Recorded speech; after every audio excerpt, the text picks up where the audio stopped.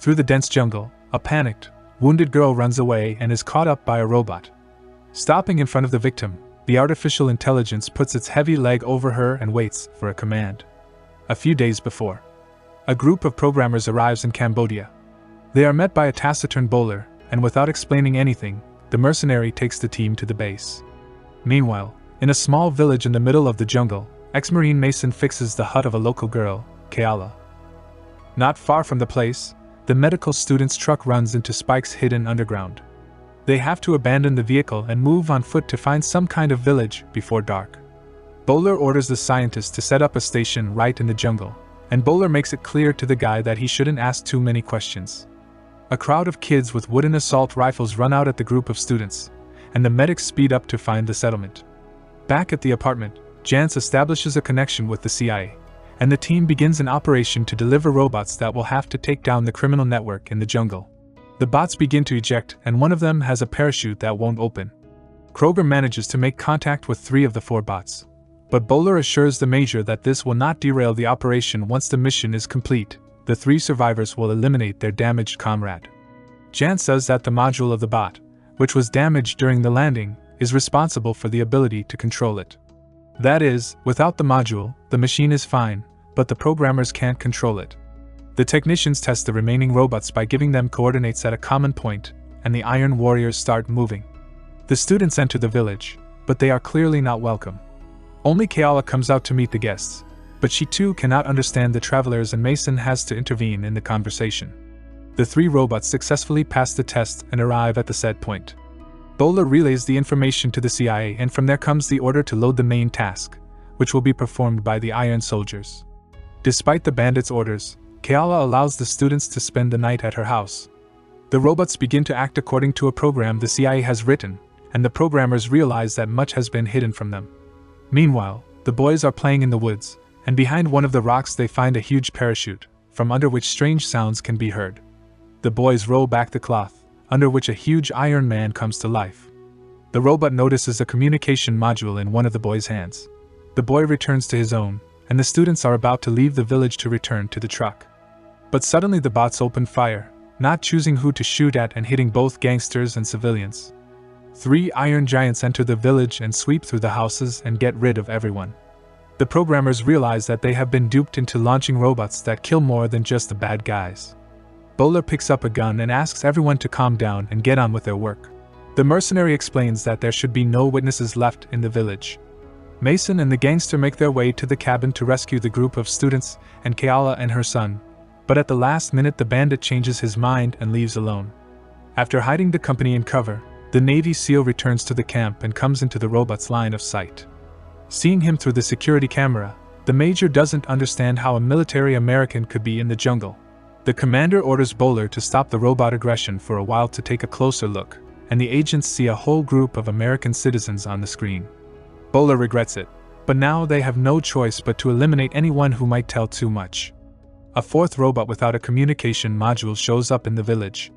It connects to the student's tablet and scans photos of the boy. One of the students runs away from the Iron Man and, after catching up with her, he drags his leg over her. None of the programmers give the robot a command, but it gets out of hand and massacres the girl. For the night, the company hides in a cave between rocks, but one of the students breaks away from the others and is injured. The guy tries to hide, but the robot finds him and an inhuman scream spreads through the jungle. A 4th robot contacts the control room and starts downloading files without asking for permission. Bowler orders the programmers to stop it, but the bot without the module is completely out of control. The CIA orders the machine to be destroyed by sending a self-destruct code to it, but the machine realizes what is happening and refuses access. Bowler begins to panic, and he pulls all the wires from the computers. After conferring, the programmers decide to write a new program that will allow the other 3 robots to destroy the 4th, which has lost control. Hearing the voices of the humans, the robots return to camp to finish the task. But after deciding that they are after him, the boy stands in front of one of the bots and shows the module, offering to take it away and leave the settlement alone. Nothing works. The module does not stop the cyborg, and it continues to attack. Trying to steer it away from the group, Mason attacks the machine and runs into the woods, setting booby traps along the way. As the Marine finishes off the damaged robot, Bowler orders the programmers to start the self-destruct mode, and noticing a red light at the last moment, Mason manages to jump away. Kroger assures Bowler that no one could have survived such an explosion, but the mercenary does not believe it and demands proof. He turns out to be right. Mason wakes up and gets out of the ground. Returning to his friends, the Marine sees that Keala has been seriously wounded and the young doctors try to help her, but the wound is too severe. The boy's father, the leader of the bandits, also turns up nearby already without any signs of life, and sobbing over his body. The boy tells Mason about the detail he found in the woods. Bowler reports everything to the major and asks him to send in drones that will clear the area completely.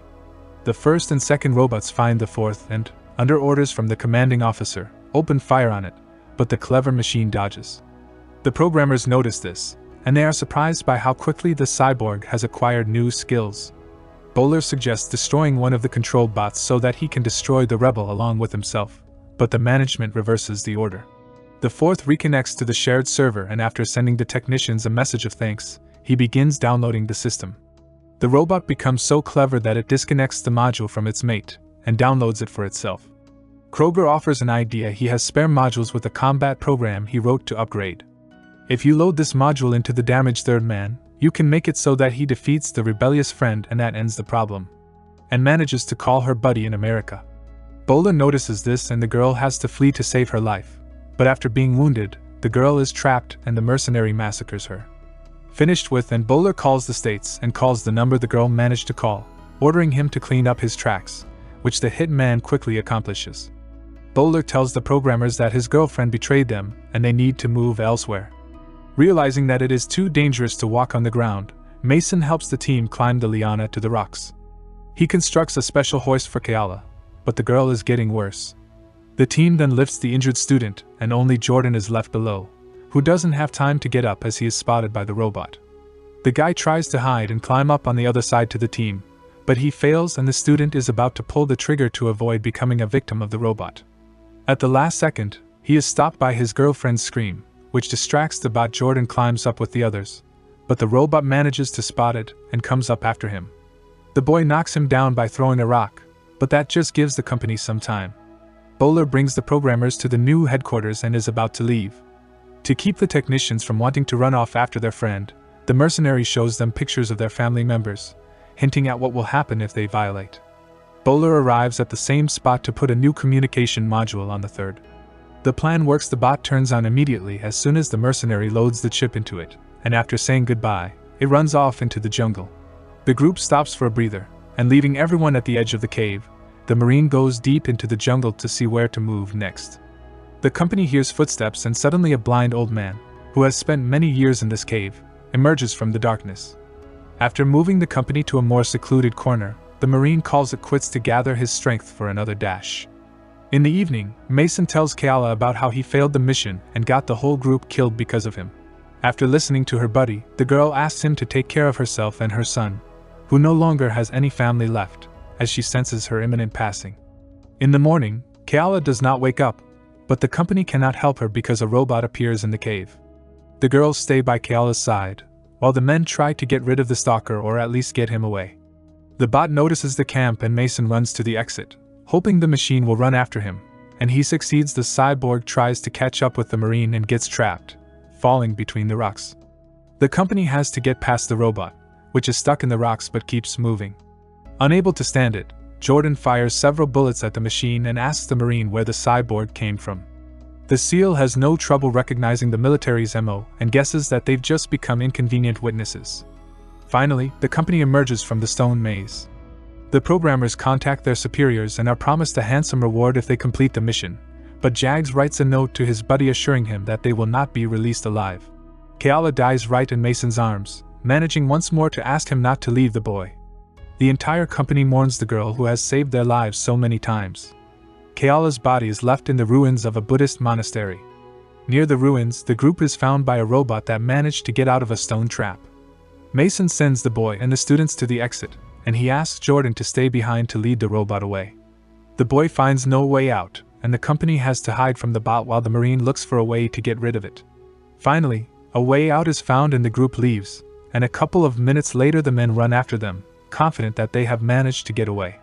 Bowler stays in the jungle and pursues the third, hoping to help him get rid of unnecessary witnesses and a rebellious comrade. Kroger contacts the mercenary and tells him that all 3 robots are now nearby. Mason tries to figure out how the bots keep finding them, and finally he guesses that the part the boy carries in his backpack has a beacon in it. Stepping away from his friends, the Marine throws the module away, hoping that's how they can escape.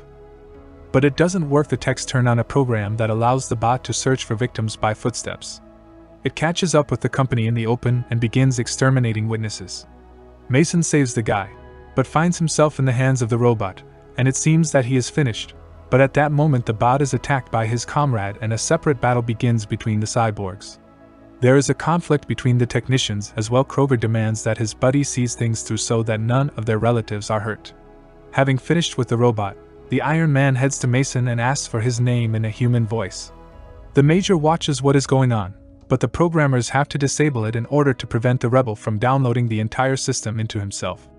Another student finds himself the victim of a botched expedition, and the girls fall down beside his body, realizing that the guy can't be helped. Bot asks the Marine about his mission, trying to understand why he is putting the boy's life before his own. The robot asks if he, too, could be alive, but his philosophical musings are interrupted by the 4th surviving cyborg, and the machines are once again competing for power. Mason hurries his friends so they can leave while the cyborgs are busy with each other, but Bowler shows up behind them. This time it's Jordan who gets hurt, and the Marine orders the guy to escape and save his friends while he fights back. Bowler is about to pull the trigger, but the Marine persuades him to come out fighting like a real man.